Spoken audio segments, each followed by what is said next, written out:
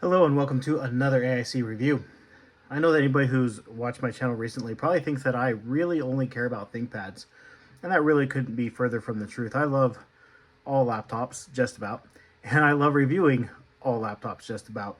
However, ThinkPads tend to be the laptops that butter my bread, so if you like watching videos that are not just ThinkPad videos, watch my other ones.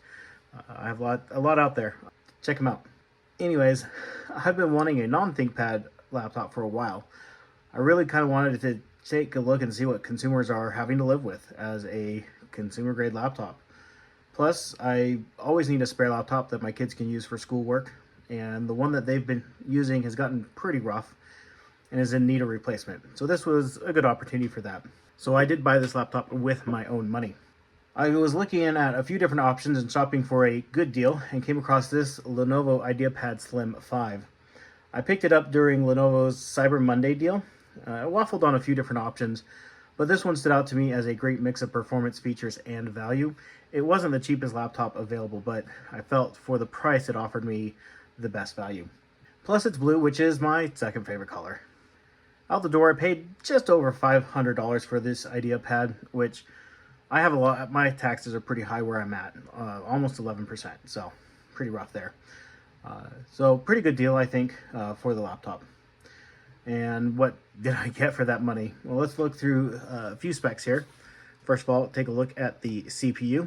We have an AMD Ryzen AI 7 350. It's the same CPU that was in the P14S Gen 6 AMD that I reviewed recently, which was an excellent processor in that laptop, and I expect to be an excellent processor in this laptop.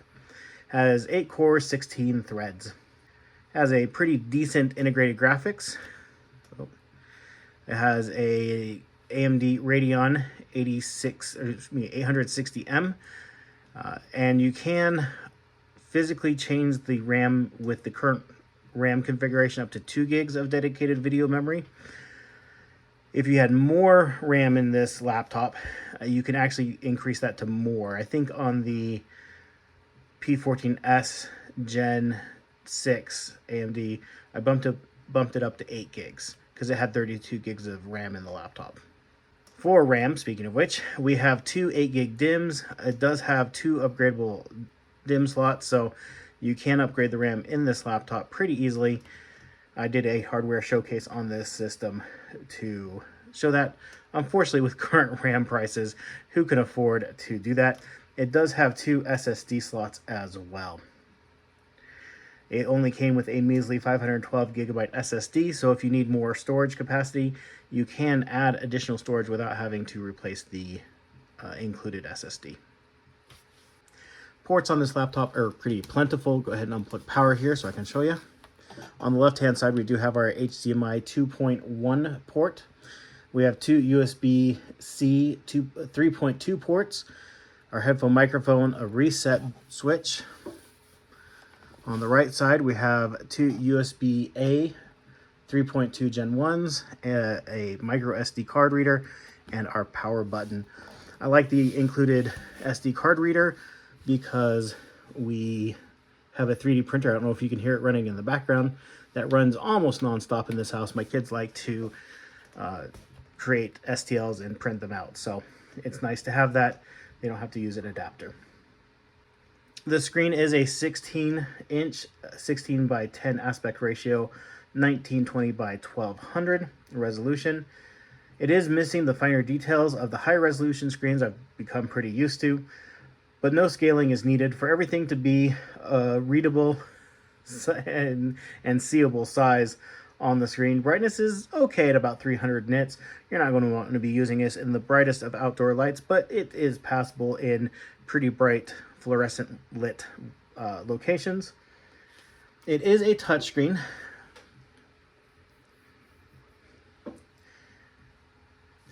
The more I own laptops with a touchscreen, the more I get used to them and dislike them less. I used to be really against touchscreens, though it is not a reason for me to buy or not buy a system. It used to be a reason for me not to buy a system. Now I'm pretty ambiguous about it. Up in the camera bump, we do get the Windows Hello camera with IR Blaster. I really appreciate the Windows Hello feature where you just are able to open the computer and it sees your face and unlocks. I'm sure that's a huge security thing, but a convenience issue. It really makes accessing your laptop a lot faster, though the camera itself is adequate for conference calls, and that's about it. Now, I have put a case on here, but this system does have a full aluminum chassis all the way around, which is very Mac-esque, MacBook-esque. I am glad that I was able to get a case for it, because I do worry about the aluminum chassis getting scratched, and it is a terrible fingerprint magnet. The shell is made by M-Cover. I bought it, again, with my own money. So it is, you know, like I said, I'm letting my kids use this, so I wanted something to be a little bit more durable for them to use it. So it should hold up really well with the case on here. But you can see, even on the palm rest, where my hands just leave prints on that aluminum.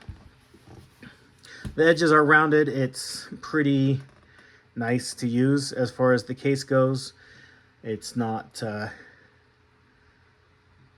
poorly made, as far as I can tell. The keyboard is very much an Ideapad keyboard. It feels very similar to Ideapads and ThinkBooks that I've reviewed recently. It's not as good as a ThinkPad keyboard, obviously, but it's not a bad experience at all. It is a backlit keyboard with a nice bright white LED. The off-center keyboard is frustrating to me, and I'm so used to not having a numpad. Even on my desktop, I don't have a numpad. I forget it's even there, so even when I could take advantage of it, I completely fail to. It might as well not be there, in my opinion. The speakers are above the keyboard and are pretty average for a laptop. I've gotten to be pretty spoiled, and so most laptops aren't very good when it comes to sound quality, and this falls into that. They're adequate, they're okay. You don't hate them, but you won't love them. The real issue is volume. I don't feel like they get loud enough. I'm not that old or deaf yet, so I know it's not just me. If you're in kind of a noisy environment at all, you're going to want to grab headphones, just because while they sound okay, they just don't get very loud. What has really impressed me has been the battery life. 8+ hours with full brightness on the screen and not turning on battery saver. I didn't really expect that from a consumer grade laptop, but I guess with the 16-inch chassis, the battery can be pretty big. It has a 60 watt-hour battery, which is no slouch. One of my favorite features of that battery is it does do a quick charge, which will get you up to 2 hours of battery life in 15 minutes of charging. The battery life being so long has actually been a bit of a problem for me, because I forget to plug it in and charge it. And so when I go to use it, I realize it's actually finally low on battery, because it's been so long that I've been using it, that I can plug it in for just a few minutes and get that 2 hours of battery life, if not more, by letting it charge a little bit longer, but it does really well. I do worry about the battery wearing out a little bit faster with that fast charging, but that might be a completely unnecessary fear. Battery tech has come a long way in the last few years. It does run cool and quiet. I don't know if you can even hear it over the sound of the fan in my 3D printer. And usually this benchmark running in the background, I'm not even running the benchmark, but just it open, does stress the CPU and GPU just a little bit and will cause the fans to kick on, but I'll bring it close to the camera here. And we hear just the slightest whisper of the fan. I think again, the 3D printer and the Cricut outside is louder than the laptop is. Even when I was running some benchmarks and some gaming like Cyberpunk 2077, I literally couldn't hear the fan unless it was directly near my ear, and I even was getting 40 FPS in Cyberpunk. I think it would do even better as far as performance goes if it had more RAM in the system. I'll do some gaming benchmarks here at the end of this video. Essentially, I really like this laptop a lot. Great performance from its AMD CPU, absolutely adequate cooling, upgradability with 2 RAM slots, 2 SSD slots, non-soldered Wi-Fi, and a good complement of ports. The screen is just okay, not bad by any stretch, but not awe-inspiring either. The speakers could stand to get a lot louder, even if they don't give us any more bass. The only real question I have is longevity. I have ThinkPads that are pushing 2 decades old and still have tight-hinged solid keyboards and no creaks in the frame. I'm just wondering if this Ideapad will hold up similarly. Anyways, thank you for watching. Hope you have an amazing day.